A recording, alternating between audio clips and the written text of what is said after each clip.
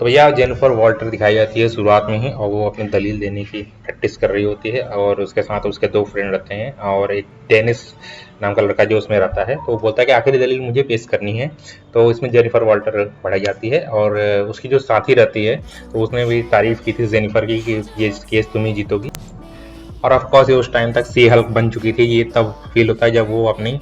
Fourth wall dimension को break करके हमसे बातें करती है, बताती है कि मैं असल में एक हल्क बन चुकी हूँ। और इसकी जो बैकग्राउंड स्टोरी है वो अभी कुछ सेकंड बाद स्टार्ट हो जाती है उसमें, जिसमें ब्रूस और ये दोनों, और इस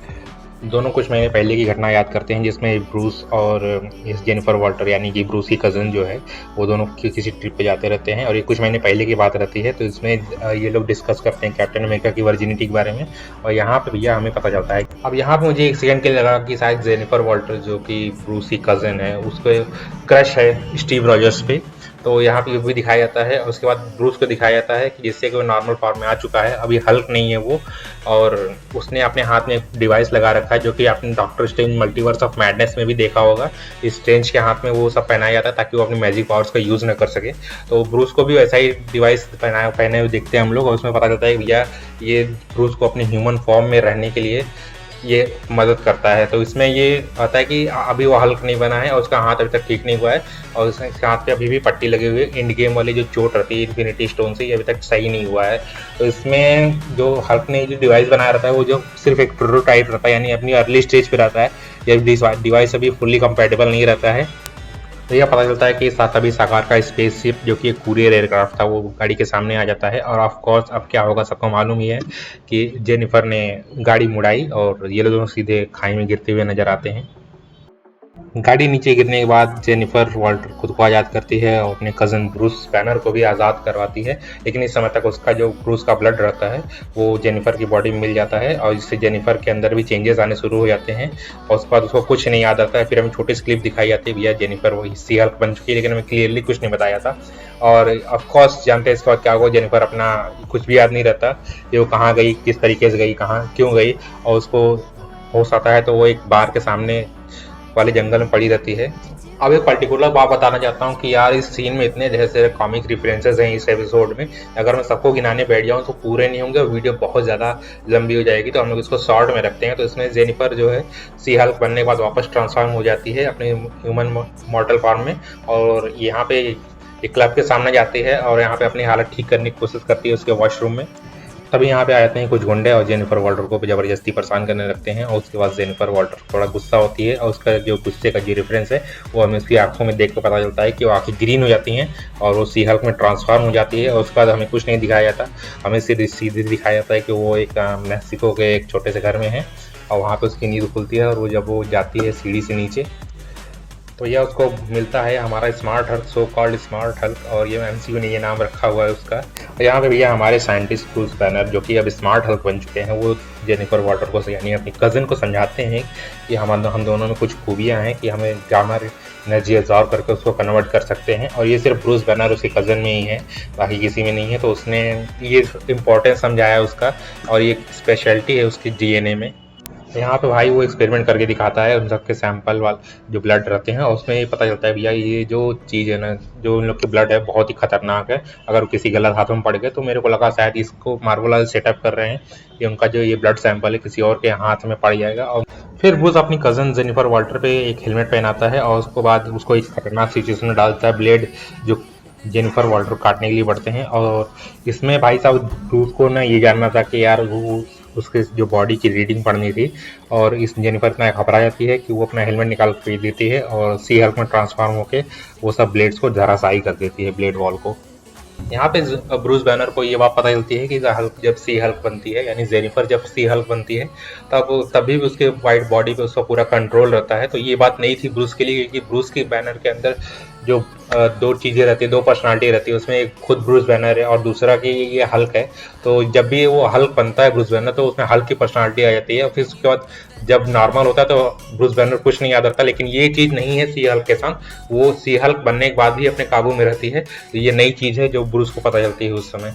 और यहाँ से हम लोग थोड़ा पीछे चलते हैं 1994 में, 1995 में जब हल्क की the incredible Hulk animated series जब मार्वल ने रिलीज़ की थी, तो उसमें जो सी हल्क का ओरिजिन है वो बताया गया था कि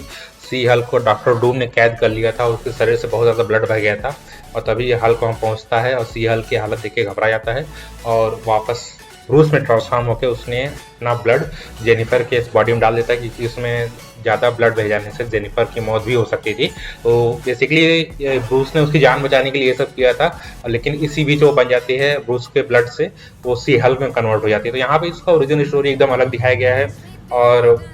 जो अभी की सी हल्क सीरीज है उसमें एकदम अलग दिखाया गया है। इस वाले में दिखाया गया कि एक्सीडेंटली हो जाता है, लेकिन जो एनिमेटेड सीरीज में ब्रूस ने ये किया रहता है उसकी जान बचाने के लिए, अपना ब्लड डाला रहता है उसके शरीर में। तो यहाँ पे ये रेफरेंस पता चलता है। फिर उसके बाद ब्रूस जेनिफर को ट्रेन करता है और उसमें से पत्थर उसकी ताकत का सही यूज़ करता है और एक पत्थर से सिखाने शुरू करता है। तो उसमें जो जेनिफर रहती है वो ज़्यादा जोर लगा देती है और जो पत्थर रहता है थोड़ा दूर चला जाता है। तो इससे ब्रूस को थोड़ा सा इंफीरियरिटी कॉम्प्लेक्स आता है और वो अपनी ताकत का यूज़ करता है, बड़े से पत्थर को उठा के इतनी आसानी से इतनी रफ्तार से भेज देता है आसमान में। तो उसमें देख के मेरे को अपने हेनरी कैविल भैया की याद आ गई, ये सुपरमैन भी ऐसे ही करता था। तो इससे ये पता चलता है कि यार ये लोग कुछ बड़ा सेटअप करने की कोशिश कर रहे हैं हल्क के लिए, क्योंकि ऑब्वियसली वो बेचारा इन्फिनिटी वॉर में पिटा है बलभर और उसके बाद उसको इंडी गेम में एकदम स्मार्ट हल्क बना के रख दिए और उसके बाद उसका हाथ भी जला दिए उसी में और तब से ऐसे ही बेचारा घूम रहा है, उसकी हीलिंग फैक्टर काम नहीं कर रही है। तो इसमें ये वाला सीन देखे जो पत्थर उठा के सीधे आसमान फेंकता है इतनी आसानी से, मुझे लगता है कि यार ये लोग कुछ बड़ा सेटअप कर रहे हैं, प्रॉपर्ली वर्ल्ड वॉर हल्क का या क्लॉ का हो सकता है। तो उसमें मुझे अच्छा लगा कि चलो ये हल्क पे ध्यान तो दे रहे हैं। ट्रेनिंग के कुछ देर बाद जेनिफर को लगता है कि यार उसे अपना वकील यानी लॉयर का कैरियर संभालने के लिए वापस शहर जाना पड़ेगा और ब्रूस इस बात के लिए तैयार नहीं होता है, क्योंकि वो समझता है कि जेनिफर का अपने ट्रांसफॉर्मेशन में काबू नहीं रहता है और इसलिए वो सिखाने की कोशिश करता है। इसी बीच दोनों को बहस हो जाती है और उसमें सी हल्क यानी हमारे स्मार्ट हल्क को इसे उठा के दूर से फेंक देती है और हमारे ब्रूस बैनर भैया तो एकदम पिट गए। और उसके बाद भैया हमारे स्मार्ट हल्क को आ जाता है थोड़ा सा गुस्सा और वो थंडर क्लैप करते हैं और इतनी ज़्यादा पावरफुल रहती है सी हल्क बहुत दूर जाके गिरती है। तो इसमें जो ये रेफरेंस है ये 2008 में आई हुई इनक्रेडिबल हल्क का है और इसके बाद लड़ाई चलती रहती है और उसके बाद यार जेनिफर वापस उठा के ब्रूस को फेंकती है और जब ब्रूस पत्थरों के नीचे जा गिरता है। अब ये स्पेशल रेफरेंस है कि यार ये जो वीएफएक्स है जो पत्थर बनाए रहते हैं इन लोगों तो घटिया क्वालिटी का वीएफएक्स रहता है कि मार्वल से मैं इस बात को उम्मीद ही नहीं किया था, खासकर जब उन्होंने मल्टीवर्स ऑफ मैडनेस की शुरुआत में इतना बढ़िया वीएफएक्स दिखाया था और उसके बाद अचानक से पत्थरों का जो वीएफएक्स इतना खराब था मेरे को समझ नहीं आया क्या कमी रह गई है इन लोग के अंदर, क्या ये लोग वीएफएक्स क्वालिटी को ज़्यादा पैसे नहीं दे रहे हैं। लेकिन फिर मैं थोड़ा सा मुझे पता चला कि यार ये लोग बहुत जल्दी मूवीज रिलीज कर देते हैं, इसके वीएफएक्स को अच्छे वीएफएक्स को बनने में टाइम लगता है और ये लोग हर साल से 4 या 5 मूवी रिलीज करते हैं, उसके अलावा पता नहीं सीरीज पे लोग कितना काम कर रहे हैं। थोड़ा सा टाइम अजीब सा लगता है कि यार मार्वल में जिसका वीएफएक्स 2008 में इनक्रेडिबल लगता है अभी भी और हर सीरीज में तक ये करते हैं। तो ये लड़ाई खत्म हो जाती है और उसके बाद जेनिफर वापस जाने लगती है और उसका बैग रखता है गाड़ी। उसके बाद वो समझाता है उसको कुछ बात जाए और उसके बाद हमें पता चलता है भैया ये सब लोग जेनिफर वाल्टर हम लोगों से फोर्थ डायमेंशन हम लोगों से बात कर रहे थे उसी हल्क के ओरिजिन के बारे में। तो उसका पूरी कहानी का आइडिया लग जाता है और वो वापस शहर आ चुकी है और लॉयर की जो अवधि अपने कर रही है क्योंकि उसने बोला था कि लॉयर की अपनी बहुत ज़्यादा मेहनत की है। तो उसमें जो हियरिंग होती रहती है तो उसमें ऑब्वियसली तो हियरिंग चली रही होती है तभी अचानक विलेन आ जाती है और सबको छोड़ने को निकल जाती है। तो उसमें जेनिफर को आ जाता है गुस्सा और वो हल्क बनने वाली रहती है, लेकिन तभी जेनिफर के दोस्त को एक ख्याल आता है कि वो सी हल्क बनने से पहले महंगी जो सैंड में करते हैं वो निकाल दे ताकि वो खराब ना हो। तो उसके बाद या वो सी हल्क में ट्रांसफॉर्म होती है, फिर रगड़ती है साइडिंग में वो बार पीटती है और उसके बाद जब वापस अपने ह्यूमन फॉर्म में आती है तो हम लोग उसे देख के हैरान हो जाते हैं कि ये क्या था। और उसके बाद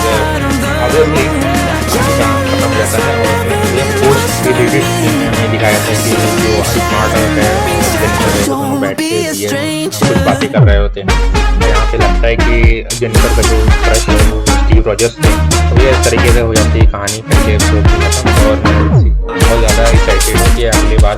क्या जो अपना नेक्स्ट एपिसोड होगा उसमें खत्म होगी। तो इन लोगों ने मालूम कहानी कहता है यार कोई लोग फालतू सीरीज निकाला क्योंकि सीरीज उस टाइम में